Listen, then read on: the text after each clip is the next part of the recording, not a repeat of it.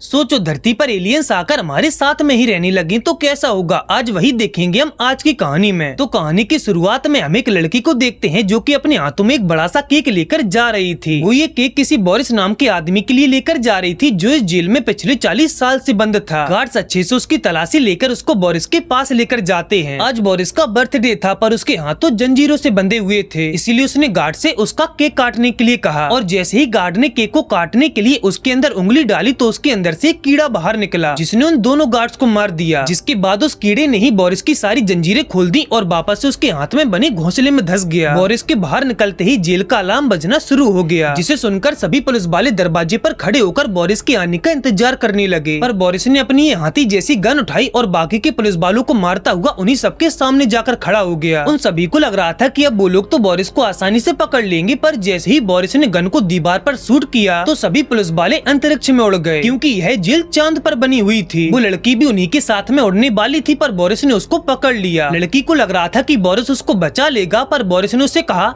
अबे जाना। जिसके बाद बोरिस भी उछलता हुआ बाहर आ गया, क्योंकि बोरिस एक एलियन था। फिर यहाँ धरती पर आकर हमने एक स्पेसशिप को देखा जो कि शहर के बीचों बीच आकर टकरा गया था। इधर एजेंट जे और के उस स्पेसशिप को ऐसी हालत में छोड़कर अपने ऑफिस में आ गए, क्योंकि यहाँ उनके साथी एजेंट जेड को श्रद्धांजलि दी जा रही थी। एजेंट जे ने के से कहा था कि मैंने जेड की श्रद्धांजलि में बोलने के लिए एक बहुत बड़ी स्पीच लिखी है, पर जब उसकी स्पीच देने की बारी आई तो उसने बोला मैंने जेड के साथ 40 साल काम किया पर उस साले ने आज तक मुझे अपने घर पर ही नहीं बुलाया। इतनी बड़ी स्पीच सुनकर एक बार को तो जे भी शर्मा गया। अब इधर जब ये आदमी मजे से गिटार बजा रहा था उसी वक्त उसके पीछे बोरिस आ गया। दरअसल इस आदमी के पास में एक ऐसा डिवाइस था जिसकी मदद से वो किसी को भी पास्ट में भेज सकता था, और बोरिस भी पास्ट में ही जाना चाहता था ताकि वो एजेंट के को मार सके, क्योंकि उसी ने 40 साल पहले बोरिस का हाथ काटकर उसको जेल में डाला था। इधर एजेंट के और जे एक रेस्टोरेंट में खाना खाने के लिए आए, पर वहाँ जाकर उन्होंने देखा कि इस रेस्टोरेंट का मालिक लोगों को धरती के जानवरों का मीट न खिलाकर एलियंस का मीट खिला रहा था, जो कि इलीगल है। और जब के ने उस आदमी की धोती निकाली तो वो भी एक एलियन ही था। उसके बाद वो दोनों टेबल पर बैठकर बातें करने लगे, पर उसी वक्त के ने नोटिस किया कि यहाँ कोई ना कोई गड़बड़ तो जरूर है। तभी के को एक फोन आया जिसमें उसको पता लगा कि वो स्पेसशिप टकराया नहीं था बल्कि उसको बोरिस यहाँ पर लेकर आया था, जिसे सुनकर के समझ गया कि आखिर यहाँ पर क्या गड़बड़ है, क्योंकि अचानक वहाँ पर मौजूद लोगों ने उन पर हमला करना शुरू कर दिया। और असल में वो कोई इंसान नहीं बल्कि एलियंस ही थे जिनको बोरिस ने के को मारने के लिए यहाँ पर भेजा था। पर उनको मारने के बाद जब के ने अंदर जाकर देखा तो उस होटल के मालिक को किसी ने मार दिया था, जिसे देखकर वो जल्दी से छत की ओर भागा। मगर ऊपर पहुँचते ही उसने बोरिस की गन दूर फेंक दी और उसके सामने आकर खड़ा हो गया। वो के को मारने ही वाला था कि अचानक वहाँ पर जे आ गया और वो दोनों कैसे भी करके उस बोरिस से अपनी जान बचाकर नीचे आ गए। मगर जाते जाते बोरिस ने के से कहा मैं तो तुम्हें पहले ही मार चुका हूँ। ये सुनते ही के शौक हो गया, और जब जे के से कहता है कि हमें चलकर बोरिस को मार देना चाहिए, पर ये सुनकर तो के भड़क गया और जे को बेमतलब में ही 2 हफ्तों के लिए सस्पेंड कर दिया। मगर जे को तो समझ ही नहीं आ रहा था कि अचानक से के को हो क्या गया। यही जानने के लिए वो जल्दी से अपने ऑफिस में गया और कंप्यूटर से बोरिस के बारे में जानकारी इकट्ठा करने लगा, जहां उसको पता लगा कि बोरिस को 15 जुलाई 1969 को रोमन बंजारा के कत्ल के जुर्म में गिरफ्तार कर लिया गया था, जिसे एजेंट के ने ही केप कैनावेरल से गिरफ्तार किया था। और साथ ही उसने पूरी पृथ्वी पर आर्कनेट डिफेंस सिस्टम भी इम्प्लीमेंट किया था ताकि पृथ्वी को बोरिस के जैसे एलियंस हमलों से बचाया जा सके। खैर फिर रात को जब जे अपने घर पर गेम खेल रहा था तभी उसको के का कॉल आया। उसने जे से कहा कि मैं तुम्हारे सारे सवालों का जवाब देने के लिए तैयार हूँ, लेकिन जे उससे गुस्सा था इसलिए उसने उसका फोन काट दिया। इधर फोन कटते ही के ने रिमोट का एक बटन दबाया जिससे दीवार के पीछे छुपा हुआ एक सीक्रेट रूम बाहर निकल आया। के ने अंदर जाकर एक गन उठाई और वापस से सोफे पर आकर बैठ गया, मगर जैसे ही उसने गन का ट्रिगर दबाया तो वो गायब हो गया और साथ ही उसके घर का सामान भी गायब होने लगा। फिर जब अगली सुबह जे के से मिलने के लिए आया तो वहाँ पर के बदले एक लेडी थी। उसके बाद वो अपने ऑफिस में गया, पर वो वहाँ पर भी जिससे भी के बारे में पूछता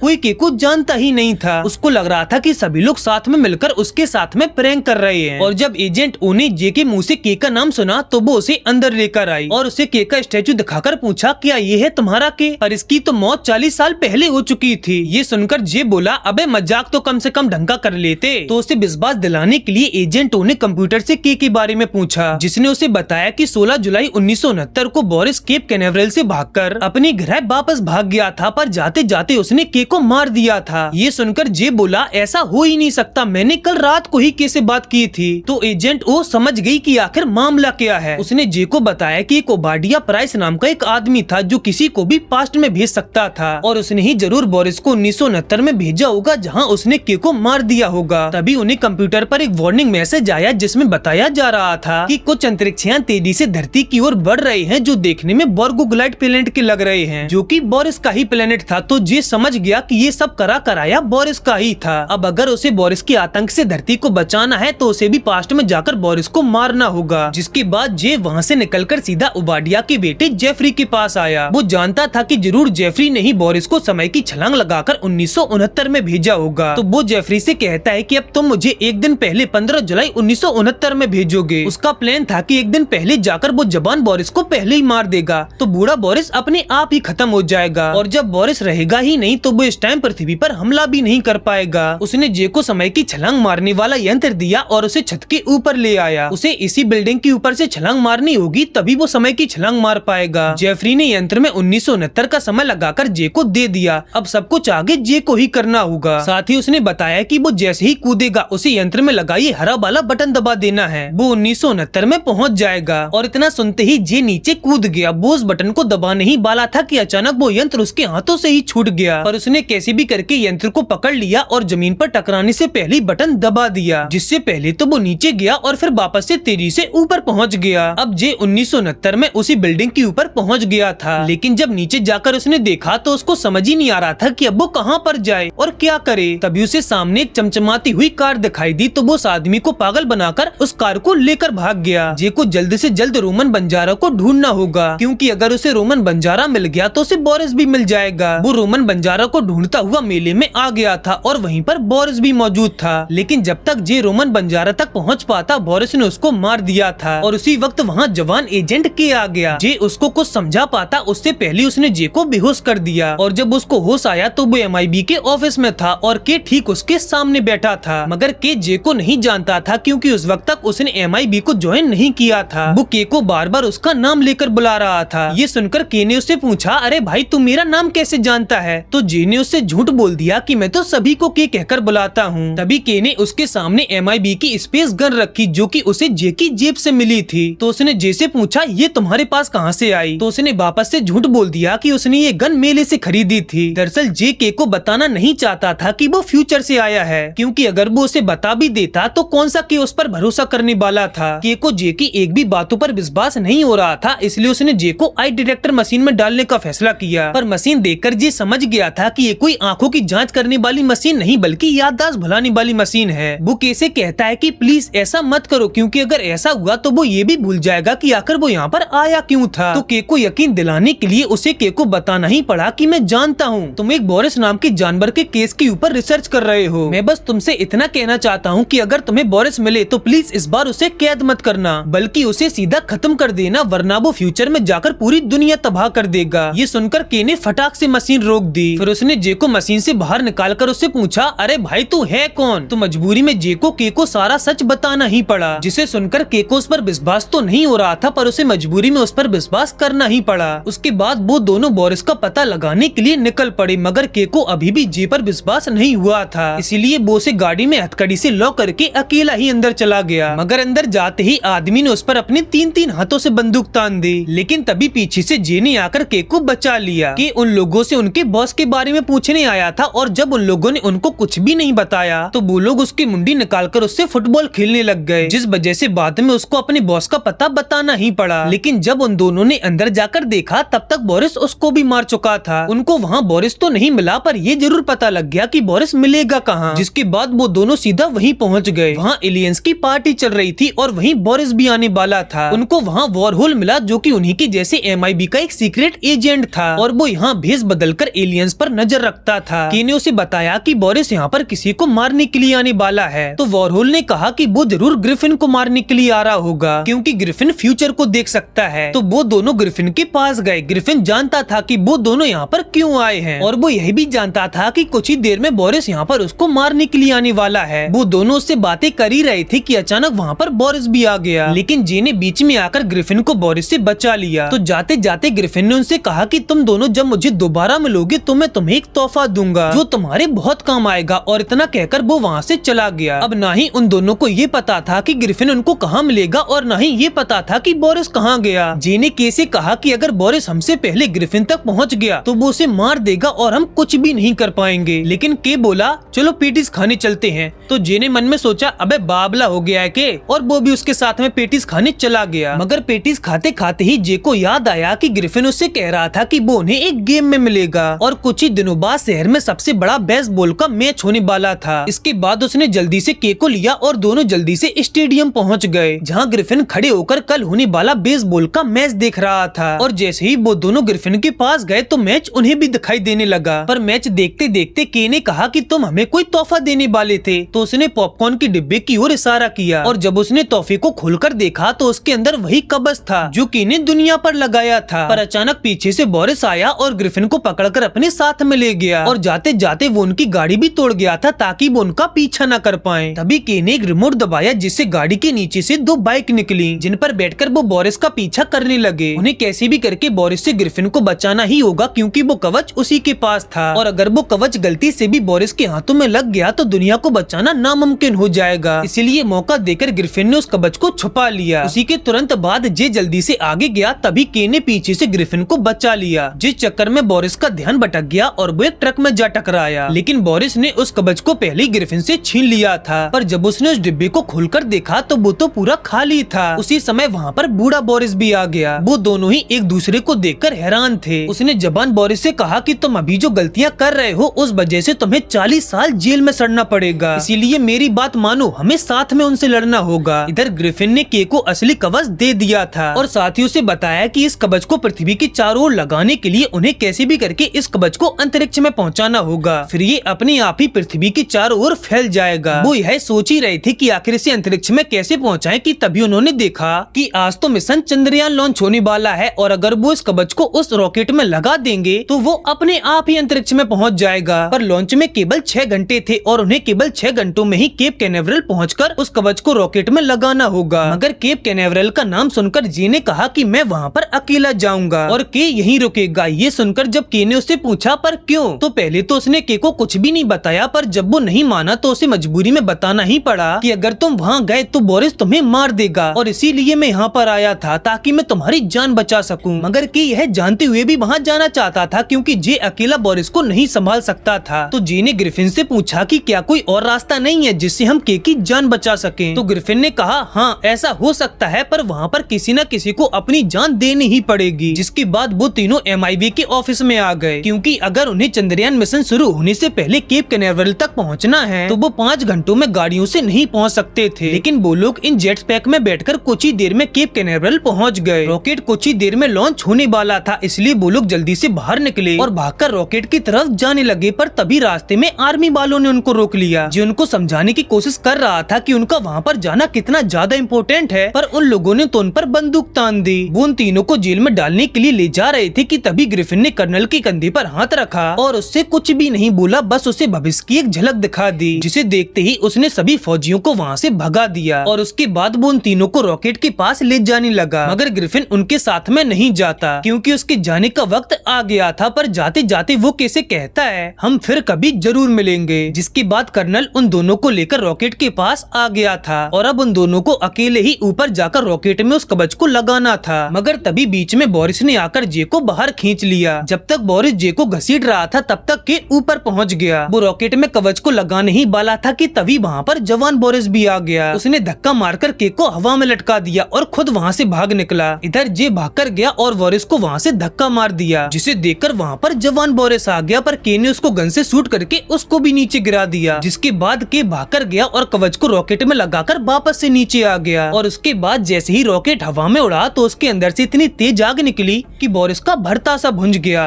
और स्पेस में पहुंचते ही वो कवच पूरी दुनिया के चारों तरफ फैल गया। फिर यहाँ जब के और कर्नल वापस जा रहे थे उसी वक्त जवान बोरिस ने आकर कर्नल को मार दिया और इससे पहले कि वो के को भी मार पाता के ने उसी को मार दिया। पर उसी वक्त वहाँ पर कर्नल का बेटा जेम्स आ गया। वो अपने पिता को ढूंढते हुए वहाँ पर आया था। तभी जेम्स ने अपनी जेब से घड़ी निकाली जो कि उसके पिता ने उसको दी थी। बिल्कुल ऐसी ही सेम घड़ी जेम्स के पास भी थी, जिसे देखकर वो समझ गया कि कर्नल कोई और नहीं बल्कि उसी के पिता थे और जेम्स वही था। उसके बाद बटन दबाकर वो वापस से वहीं पहुंच गया जहां से वो आया था। उसने देखा कि आसमान से सारे एलियंस स्पेसशिप गायब हो चुके थे और एजेंट के भी वापस आ गया था। जे ने पृथ्वी को तो बचाया ही था, साथ में अपने दोस्त को भी बचा लिया था।